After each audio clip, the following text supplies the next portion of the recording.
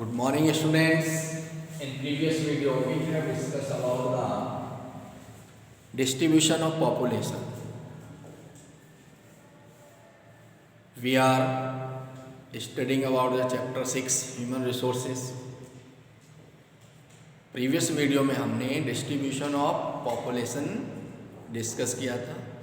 In this video we have discuss the density of population. Density क्या होती है? Population density को आप पढ़ेंगे. Density of population.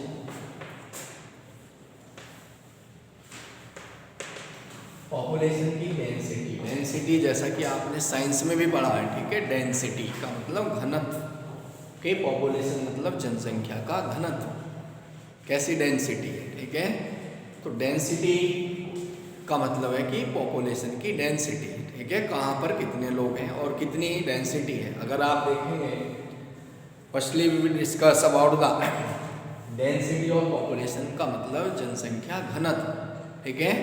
Density of population को हम पर स्क्वायर किलोमीटर में मेजर कर सकते हैं. पर स्क्वायर किलोमीटर में पाए जाने वाले पीपल्स के नंबर, ठीक है. मतलब कि 1 किलोमीटर स्क्वायर. देखें यहाँ पर, देखेंगे आप, जैसे मान लीजिए 1 किलोमीटर इधर है, 1 किलोमीटर इधर, किलोमीटर 1 किलोमीटर, ठीक है.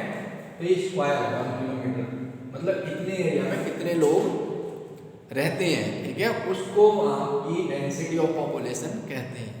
और डेंसिटी ऑफ पॉपुलेशन को पर स्क्वायर किलोमीटर में मेजर किया जाता है. Clear? You will learn it. पर स्क्वायर किलोमीटर, 1 किलोमीटर में पाए जाने वाले लोगों के नंबर या संख्या को हम वहाँ की डेंसिटी ऑफ पॉपुलेशन कहते हैं. क्लियर? अब density of population area wise अलग अलग होती है, कंट्री वाइज अलग होती है. अगर और पूरी अर्थ की अलग डेंसिटी है. अगर आप अर्थ पर देखेंगे, मतलब अर्थ का जितना total area, geographical area, suppose that this is the, ठीक है, अर्थ का जितना भी एरिया है और अर्थ पर जितनी पॉपुलेशन रहती है, उसको हम क्या करेंगे, एरिया से पॉपुलेशन को डिवाइड करते हैं, ठीक है. जो एरिया है अर्थ का, मान लीजिए एरिया, जो अर्थ का एरिया है, ठीक है, उसको किससे डिवाइड करेंगे? पॉपुलेशन से. तो पर स्क्वायर किलोमीटर एवरेज आ जाएगा. इसको एक एवरेज कहेंगे कि 1 स्क्वायर किलोमीटर में कितने लोग रहते हैं. Area upon P. A upon P मतलब एरिया को पॉपुलेशन से डिवाइड कर देते हैं, ठीक है. अब आपने देखा कि नीचे ओशन भी है, वहाँ पर तो कोई नहीं रहता, तो इसका मतलब पूरी अर्थ का हमने एवरेज ले लिया कि 1 किलोमीटर में इतने लोग रहते हैं, ठीक है. अगर आप देखें वो क्या बोलेंगे, तो 51 पर पर्सन स्क्वायर किलोमीटर पूरे अर्थ की डेंसिटी ऑफ पॉपुलेशन, ठीक है. पर स्क्वायर किलोमीटर, पर स्क्वायर किलोमीटर 51 पूरी अर्थ की अगर हम डेंसिटी देखें, क्लियर, 51 पर्सन पर स्क्वायर किलोमीटर. अगर हम अपनी कंट्री की बात करें, इंडिया की, ठीक है, तो इंडिया का जितना टोटल एरिया है और जितनी पॉपुलेशन है उसको डिवाइड कर देते हैं, तो पर स्क्वायर किलोमीटर आ जाएगा. तो इंडिया की डेंसिटी है 382 पर्सन पर स्क्वायर किलोमीटर, ठीक है, पर्सन पर स्क्वायर किलोमीटर. कब दिए? 2021 में. क्योंकि अभी हमने प्रीवियस वीडियो में आपको बताया था कि हमारे कंट्री में हर 10 ईयर्स के बाद सेंसस होती है, जनगणना होती है, मतलब लोगों को काउंट किया जाता है कि कितने लोग हमारे कंट्री में रहते हैं. 10 वर्ष के बाद ही क्यों होती है? ये एक जनरल क्वेश्चन है. 10 ईयर्स के बाद, 10 ईयर्स में देखा जाता है कितने लोग बढ़े, यानी कितनी पॉपुलेशन बढ़ी और कितनी पॉपुलेशन या कम हुई, ठीक है. डेथ रेट बढ़ा घटा, बर्थ रेट बढ़ा घटा, ठीक है, ये सब चीज़ें मेजर होती हैं. मेल फीमेल्स के नंबर, कितनी फीमेल्स हैं हमारे कंट्री में, कितने मेल्स हैं, कितनी लिटरेसी रेट बढ़ा या घटा, ठीक है. तो ये रूल करने के लिए गवर्नमेंट के लिए भी इम्पोर्टेंट है, ठीक है, जिससे गवर्नमेंट अपनी पॉलिसी सही से बना सके. कितने लोग की गरीबी दर, मतलब वो पॉवर्टी रेट कितना कम हुआ या बढ़ा, ठीक है, जिससे कि पुअर के लिए भी स्कीम चलाई जा सके. तो हमारे कंट्री में 2000 अभी 21 में सेंसस हुई है, इससे पहले 2011 में हुई थी, ठीक है. तो 2011 के अकॉर्डिंग हमारे कंट्री में 382 इसका डेंसिटी ऑफ पॉपुलेशन है। अगर आप, अब ऐसा नहीं कि पूरे कंट्री में एक जैसी डेंसिटी है, कहीं पर ज़्यादा लोग हैं कहीं पर कम है। अगर हम सबसे ज़्यादा देखें कंट्री में तो दिल्ली में सबसे ज़्यादा लोग रहते हैं 1 किलो स्क्वायर एरिया में, ठीक है। दिल्ली क्योंकि एक स्टेट भी है और यूनियन टेरिटरी भी है, तो यहाँ की डेंसिटी ज़्यादा है। स्टेट की अगर हम बात करें तो बिहार की सबसे ज़्यादा है, पहले वेस्ट बंगाल की, तो बिहार नंबर 1, ठीक है, जहाँ की डेंसिटी सबसे ज़्यादा। सबसे कम अरुणाचल प्रदेश या सिक्किम, अगर आप देखें तो वहाँ पर केवल 12% पर स्क्वायर किलोमीटर है, अरुणाचल प्रदेश, ठीक है। कौन से स्टेट में? अरुणाचल प्रदेश और सिक्किम, केवल 12% पर, ठीक है। सिक्किम भी छोटा सा स्टेट है, वहाँ की पॉपुलेशन सबसे कम है सिक्किम में, और यूपी में सबसे ज़्यादा पॉपुलेशन।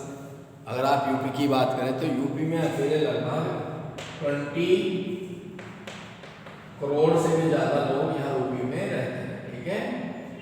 20 करोड़ से भी ज़्यादा, मोर देन 20 करोड़। मतलब अगर आप पूरी कंट्री की बात करें तो हमारे 5 स्टेट ऐसे हैं जिनमें यूपी, बिहार, वेस्ट बंगाल, आंध्र प्रदेश, महाराष्ट्र, ठीक है, यहाँ पर पूरे कंट्री में जितनी पॉपुलेशन है उसकी 50% इन 5 स्टेट में रहती है। क्लियर? क्योंकि हर स्टेट में एक जैसी पॉपुलेशन नहीं है, तो इसलिए क्या है कि डेंसिटी पॉपुलेशन भी अलग अलग होगा हर स्टेट का। क्लियर? डेंसिटी ऑफ पॉपुलेशन का मतलब क्या है? जनसंख्या का घनत्व कि 1 किलोमीटर में कितने लोग रहते हैं, ठीक है। जनरली एवरेज निकाला जाता है। क्लियर? किससे? एरिया से पॉपुलेशन को डिवाइड कर देते हैं। डेंसिटी ऑफ पॉपुलेशन डिफरेंट क्यों है, क्या रीजन है, ठीक है, उनके बारे में पढ़ेंगे। फैक्टर्स जो डेंसिटी या पॉपुलेशन को इफेक्ट करते हैं, कौन कौन से फैक्टर्स हैं?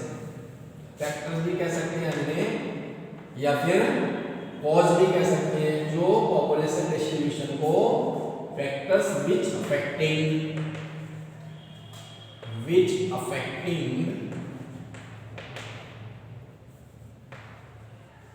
द डिस्ट्रीब्यूशन ऑफ पॉपुलेशन के डिस्ट्रीब्यूशन को प्रभावित करने वाले कारक, distribution of population, factors which affecting the distribution of population मतलब पॉपुलेशन के डिस्ट्रीब्यूशन को अफेक्ट करने वाले फैक्टर्स कौन कौन से हैं। क्लियर? तो इसमें आप देखेंगे सबसे पहले आता है टोपोग्राफी। टोपोग्राफी क्या होती है? टोपोग्राफी, ठीक है, इसके बारे में डिस्कस करते हैं। टोपोग्राफी का मतलब होता है कि जैसे आप देखते हैं कि अलग अलग एरिया की अलग अलग फिजिकल फीचर्स होती हैं। क्लियर? कहीं पर माउंटेन पाए जाते हैं, कहीं पर प्लेन है, कहीं पर प्लेट्यूज हैं, कहीं पर डेजर्ट है। यानी कि पूरी अर्थ पर हम अगर बात करें अर्थ की, एक जैसी लैंड नहीं है, लैंड सरफेस डिफरेंट है, डिफरेंट टाइप की टोपोग्राफी है, डिफरेंट टाइप की लैंड फॉर्म्स हैं। जैसे आप देखते हैं कहीं पर माउंटेन है, तो माउंटेन पर अगर आप जाएंगे, माउंटेन पर बहुत कम लोग रहना पसंद करते हैं, ठीक है, क्योंकि वहाँ पर इतनी फैसिलिटी नहीं पाई जाती है। एक तो वहाँ पर रोड बनाने में बहुत प्रॉब्लम होती है, ऊपर माउंटेन पर अगर आप जाएंगे तो वहाँ की क्लाइमेट ही चेंज हो जाती है, कोल्ड क्लाइमेट पाई जाती है, माइनस में टेम्परेचर रहता है, बर्फ़ गिरती है वहाँ पर। तो इस एक्सट्रीम कंडीशन में, एक्सट्रीम टाइप ऑफ क्लाइमेट में लोग रहना पसंद नहीं करते, जहाँ पर ज़्यादा ठंड होती है या जहाँ पर ज़्यादा हॉट होती है, ठीक है। तो माउंटेन पर लोग नहीं रहते। कहीं पर आप जाएंगे डेजर्ट में, वहाँ ज़्यादा गर्मी होती है, सैंडी सैंड पाया जाता है, वहाँ पर हम आसानी से बिल्डिंग नहीं बना सकते, ठीक है, रोड नहीं बना सकते, और दूसरे वहाँ पर वाटर की फैसिलिटी नहीं होती, तो इसलिए वहाँ पर भी लोग रहना कम पसंद करते हैं, हॉट क्लाइमेट रहती है। क्लियर? तो टोपोग्राफी में आएंगे आपके फिजिकल लैंडफॉर्म्स। प्लेन में आप देखते हैं, क्योंकि हम में से आप और आप भी जितने ज़्यादातर आप स्टूडेंट देख रहे हैं प्लेन में ही रहने वाले हैं, ठीक है। प्लेन का आपको पता है किस तरह से वहाँ पर लैंडफॉर्म्स है। प्लेन में सारी फैसिलिटी होती है, जैसे प्लेन में हम आसानी से एग्रीकल्चर कर सकते हैं, क्योंकि फर्टाइल लैंड होती है यहाँ पर, एग्रीकल्चर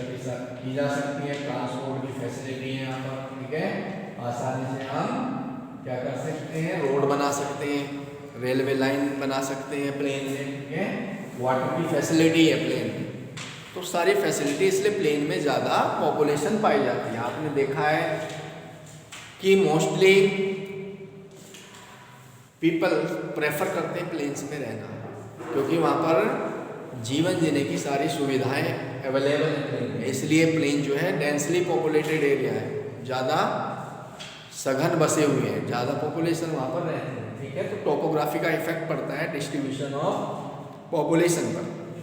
नेक्स्ट क्लाइमेट, क्लाइमेट देखते हैं, क्लाइमेट किस तरह से पॉपुलेशन डिस्ट्रीब्यूशन को इफेक्ट करती है, ठीक है, क्लाइमेट। नेक्स्ट फैक्टर है क्लाइमेट, क्लाइमेट मीन्स जलवायु। अब देखते हैं आप पूरी अर्थ पर डिफरेंट टाइप की क्लाइमेट है, कहीं पर ज़्यादा हॉट क्लाइमेट है, कहीं पर कोल्ड क्लाइमेट, एक जैसी क्लाइमेट नहीं है, ठीक है। तो जहाँ पर एक्सट्रीम टाइप ऑफ क्लाइमेट है, एक्सट्रीम कहते हैं जहाँ पर ज़्यादा ठंड होती है, ज़्यादा गर्मी होती है, वहाँ पर लोग रहना पसंद नहीं करते। जैसे मान लीजिए अंटार्कटिका है, तो वहाँ पर क्या है, बर्फ ही जमे रहती है, ज़्यादा कोल्ड है, वहाँ पर माइनस में टेम्परेचर रहता है, तो ऐसी जगह लोग रहना पसंद नहीं करते, ऐसी जगह कौन रह सकता है, ठीक है।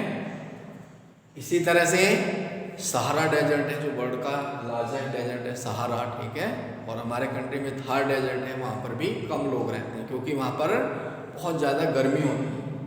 तो क्लाइमेट का भी बहुत बड़ा इंपॉर्टेंट रोल है पॉपुलेशन डिस्ट्रीब्यूशन में। जहाँ पर मॉडरेट क्लाइमेट पाई जाती है, मॉडरेट कहते हैं जहाँ पर ना अधिक गर्मी होती है ना अधिक ठंड होती है, वहाँ पर लोग रहना पसंद करते हैं, वहाँ पर ज़्यादा पॉपुलेशन है।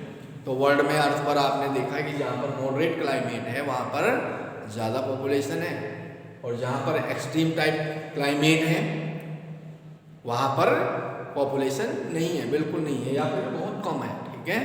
जैसे टुंड्रा प्रदेश है, आपने पढ़ा है प्रीवियस क्लास में, तो वहाँ पर बहुत एस्किमो टाइप के लोग वहाँ पर रहते हैं क्योंकि कोल्ड ज़्यादा है, क्लियर। तो क्लाइमेट का भी बहुत बड़ा रोल होता है पॉपुलेशन डिस्ट्रीब्यूशन में। नेक्स्ट है सोइल, सोइल जहाँ पर सोइल फर्टाइल होती है, ठीक है, वहाँ पर ज़्यादा लोग रहते हैं, क्लियर। सोइल भी एक जैसी नहीं है पूरी अर्थ पर, अगर आप देखेंगे डिफरेंट टाइप की सोइल पाई जाती है।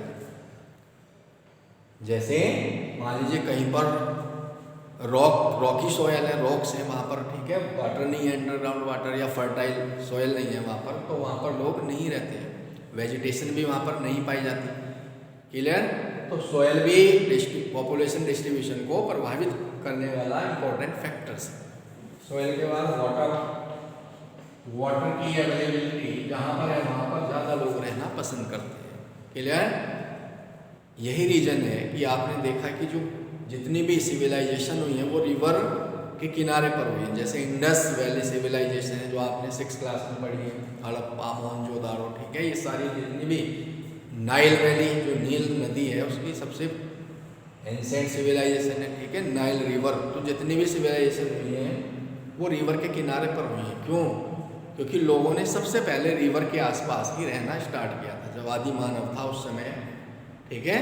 रिवर के वाटर से ही वो अपनी सारी जितनी भी नीड्स होती थी वाटर की, जैसे इरिगेशन करना, खेतों की सिंचाई करना, ठीक है, या फिर ड्रिंकिंग के लिए जो वाटर पीने के लिए भी वो नदी का पानी यूज करता था, रिवर्स का वाटर। इसलिए जितनी भी सिविलाइजेशन हुई रिवर के किनारे पर हुई, क्योंकि water is very important for us, water बहुत ज़रूरी है हमारे लिए। तो वाटर की अवेलेबिलिटी जहाँ पर है वहाँ पर ज़्यादा लोग रहना पसंद करते हैं, ठीक है। अब वाटर ऐसा तो नहीं है पूरी अर्थ पर एक हर जगह वाटर पाया जाता है, तो जहाँ पर वाटर रिसोर्स है वहाँ पर लोग ज़्यादा रहना पसंद करते हैं, क्लियर। ये भी पॉपुलेशन डिस्ट्रीब्यूशन को प्रभावित करने वाला इंपॉर्टेंट फैक्टर्स है। अब आते हैं नेक्स्ट मिनरल्स। मिनरल्स के बारे में आपने पढ़ा है चैप्टर 3 में, ठीक है। मिनरल्स, मिनरल्स भी पॉपुलेशन डिस्ट्रीब्यूशन को प्रभावित करने वाले इंपॉर्टेंट फैक्टर में से एक है, क्योंकि जहाँ पर मिनरल्स होते हैं वहाँ पर ज़्यादा लोग रहना पसंद करते हैं।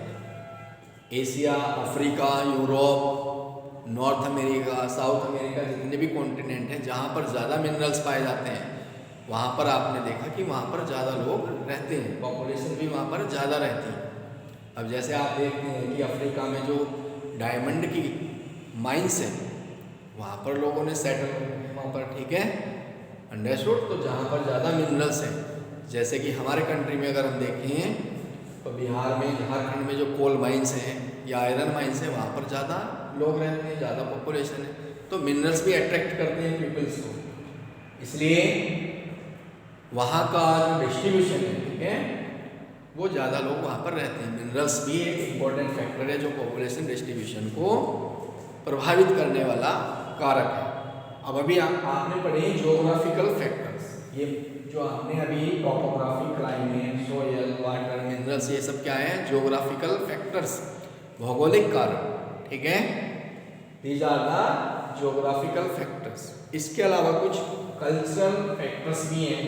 कल्चरल कहते हैं सांस्कृतिक कारक जो पॉपुलेशन के डिस्ट्रीब्यूशन को अफेक्ट करते हैं। क्लियर? कौन कौन से हैं? सबसे पहले आता है सोशल। सोशल फैक्टर्स क्या होते हैं? ठीक है, सोशल का मीन्स होता है सामाजिक कारक। क्लियर? सोशल फैक्टर्स मतलब क्योंकि हम एक सोसाइटी से जुड़े हुए हैं, ठीक है, समाज में हम रहते हैं, तो सामाजिककरण आपने पहले पढ़ा, सोशलाइजेशन जरूरी है, ठीक है, बिना समाज के हम नहीं रह सकते। It is compulsory for us, हमारे डेवलपमेंट के लिए जरूरी है, ठीक है, क्योंकि हम चैप्टर क्या पढ़ रहे हैं? ह्यूमन रिसोर्स डेवलपमेंट कैसे होता है, ठीक है, तो समाज में रहकर ही हम सीखते हैं, तो ये सोशल फैक्टर भी जरूरी है। क्लियर? जहाँ के सोशल फैक्टर, जो सोसाइटी अच्छी होंगी वहाँ पर लोग रहना पसंद करते हैं। क्लियर? ये भी हमारे पॉपुलेशन डिस्ट्रीब्यूशन को इफेक्ट करता है। नेक्स्ट है कल्चरल, मतलब सांस्कृतिक कारण, ठीक है, कल्चरल को बोलते हैं सांस्कृतिक। संस्कृति हमारी कैसी है वो भी हमारे पॉपुलेशन डिस्ट्रीब्यूशन को प्रभावित करती है, डायरेक्ट और इनडायरेक्ट वे में, ठीक है। क्लियर? तो दीज आर द कैसे कारक है? कल्चरल, ठीक है, या फिर सोशल फैक्टर्स। इसके बाद इकोनॉमिक। इकोनॉमिक क्या होते हैं? आर्थिक कारक, ठीक है, इकोनॉमिक फैक्टर्स। इकोनॉमिक मतलब आर्थिक कारक, इकोनॉमिक फैक्टर्स, ये भी पॉपुलेशन डिस्ट्रीब्यूशन को प्रभावित करते हैं। जहाँ पर ज़्यादा रोजगार के साधन होते हैं वहाँ पर ज़्यादा लोग रहना पसंद करते हैं। आपने देखा कि जहाँ पर इंडस्ट्रियाँ हैं, मतलब रोजगार के साधन है, वहाँ पर लोग रहना पसंद करते हैं, क्योंकि वहाँ उनको आसानी से रोजगार मिल सकता है, मिल जाता है, ठीक है, जिससे कि उनका जीवन यापन होता रहे। इसके अलावा पॉलिटिकल कॉज भी हैं, ठीक है, पॉलिटिकल कॉज आपकी बुक में नहीं दिए, फिर भी मैं समझा रहा हूँ। पॉलिटिकल कॉज भी पॉपुलेशन को प्रभावित करते हैं। पॉलिटिकल मतलब राजनीतिक कारण, ठीक है, क्योंकि आप देख रहे हैं कि इंडिया की या किसी भी कंट्री की जो पॉलिटिकल है, ठीक है, जो राजनीति है, वो डायरेक्ट या इनडायरेक्ट वे में हर व्यक्ति को प्रभावित करती है। जो पॉलिसी चलाती है गवर्नमेंट जनता के लिए, ठीक है, तो वो उससे कहीं ना कहीं प्रभावित होती है। क्लियर? गुड पॉलिसी होगी तो लोग उसको अच्छा बेनिफिट होगा, सभी लोगों का विकास होगा, डेवलपमेंट होगा, कंट्री भी उतना ही डेवलपमेंट करेगा। और अगर गवर्नमेंट बैड पॉलिसी बनाएगी तो उसमें क्या होगा कि लोगों का विकास नहीं होगा, ठीक है, जो गरीब लोग हैं वो गरीब हो जाएंगे, जो अमीर है, इस तरह की पॉलिसी अमीर और अमीर हो जाएंगे। तो इस तरह से पॉलिटिकल फैक्टर्स भी पॉपुलेशन को प्रभावित करने वाले फैक्टर्स हैं। Clear? Now we will discuss about the population change. Population change कैसे होती है, नेक्स्ट टॉपिक डिस्कस करेंगे हम, पॉपुलेशन चेंज। क्या पॉपुलेशन चेंज? पॉपुलेशन में परिवर्तन कैसे होता है, पॉपुलेशन चेंज क्या होता है, इसके बारे में हम डिस्कस करेंगे, ठीक है। तो there are two factors population change. एक होता है बर्थ रेट, क्या होता है बर्थ रेट, इसको अभी डिस्कस करेंगे, और एक होता है डेथ रेट, ठीक है, death rate, birth rate, and migration. Migration के द्वारा भी पॉपुलेशन चेंज होती है। माइग्रेशन क्या होता है इनको अभी हम डिस्कस करेंगे। Firstly we will discuss about the birth rate. Birth rate को हिंदी में कहते हैं जन्म दर, ठीक है। बर्थ रेट, कितने लोगों ने जन्म लिया, ठीक है। बर्थ रेट को हमेशा हम 1000 पॉपुलेशन पर मेजर करते हैं, ठीक है, यानी द नंबर ऑफ, अगर डेफिनेशन पूछी जाए बर्थ रेट क्या है, the number of births life, ठीक है, लाइफ का मतलब जीवित, जन्म, एट द पर 1000 people is called the birth rate, मतलब 1000 लोगों पर जन्म लेने वाले बच्चों की संख्या, ठीक है, को हम बर्थ रेट कहते हैं। क्लियर? Birth rate. और डेथ रेट क्या है? डेथ रेट को भी हम पर 1000 में मेजर कर सकते हैं, ठीक है, इसको भी पर 1000 पीपल में मेजर किया जाता है, मतलब 1000 लोगों पर कितने लोगों की डेथ हुई 1000 में, ठीक है, कितने लोगों की डेथ हुई, उसको डेथ रेट कहा जाता है। अब सपोज दैट बर्थ रेट ज़्यादा है डेथ रेट से, तो क्या होगा? पॉपुलेशन इंक्रीज हो जाएगी, बढ़ जाएगी, ठीक है। अगर बर्थ रेट मतलब ज़्यादा लोगों ने जन्म लिया, डेथ रेट कम है, कम की डेथ हुई, तो क्या होगा? पॉपुलेशन इंक्रीज होगी। और अगर बर्थ रेट से डेथ रेट ज़्यादा हो जाए तो पॉपुलेशन कम हो जाएगी, ठीक है। और अगर दोनों सेम रहे तो कोई चेंज नहीं होगा पॉपुलेशन, मतलब जितनों ने जन्म लिया उतने ही मरे, तो सेम रहेगी पॉपुलेशन, ठीक है। तो पॉपुलेशन को कितनी डिक्रीज हुई, इंक्रीज हुई, इसका मेजर करने के लिए बर्थ रेट और डेथ रेट ज़रूरी है, ठीक है। कितने लोगों ने जन्म लिया 1000 पुरुषों पर, उसको हम बर्थ रेट कहते हैं, और कितने लोगों की डेथ हुई 1000 पर्सन पर, उसको हम डेथ रेट कहते हैं। क्लियर? अब आता है migration. What is migration? Migration का मतलब होता है स्थानांतरण। When people move from one place to another place, it is called the migration. जब कोई व्यक्ति एक प्लेस से दूसरे प्लेस पर जाता है, वहाँ जाकर रहने लगता है, तब उसको माइग्रेशन कहते हैं। माइग्रेशन इंटरनल भी होता है। अब जैसे मान लीजिए आप देखते हैं गांव से कोई व्यक्ति गया रोजगार की सर्च में और शहर में जाकर वो रहने लगा, वहाँ उसको रोजगार मिला, वहीं पर रह गया, तो क्या हुआ? ये migration from village to city, इसको कहेंगे हम लोकल माइग्रेशन, ठीक है, क्योंकि ये लोकल स्तर पर हुआ, मतलब एक स्थानीय प्लेस पर हुआ। अगर आप कहेंगे किसी सिटी से दूसरे सिटी, बड़े शहर में जाकर, या स्टेट में, एक स्टेट से मान लीजिए यूपी से कोई व्यक्ति जम्मू कश्मीर में चला जाए, वहाँ पर जाकर कोई रोजगार करने लगे, ठीक है, तो ये क्या हुआ? इंटरनल, मतलब अपने कंट्री के अंदर एक स्टेट से दूसरे स्टेट।